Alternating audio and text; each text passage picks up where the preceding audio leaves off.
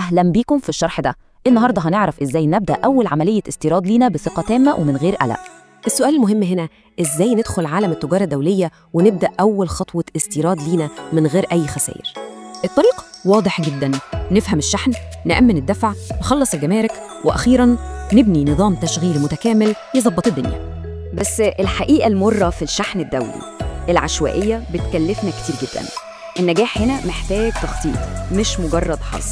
يعني لو اعتمدنا على المعارف بس واشتغلنا بعشوائية، ده أقصر طريق للفشل. لازم نظام عمل قوي بجد.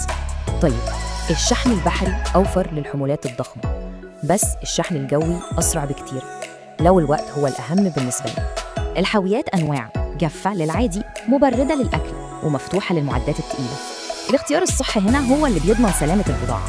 وعلشان نحفظ حقوقنا، ضمان طرق الدفع مش بس بيحمي فلوسنا، ده كمان بيبني ثقة قوية مع الموردين.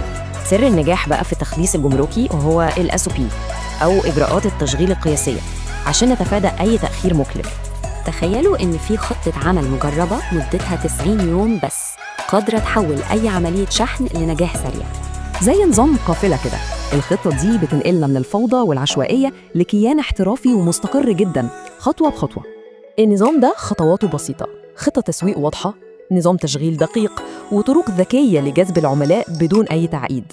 الهدف النهائي دايما واضح قدامنا، وهو التحول الكامل من الشغل العشوائي لنظام احترافي بيضمن نمو مستمر. تفتكروا جه الوقت عشان رواد الأعمال ياخدوا الخطوة الجريئة دي ويحركوا عجلة التجارة العالمية لصالحهم؟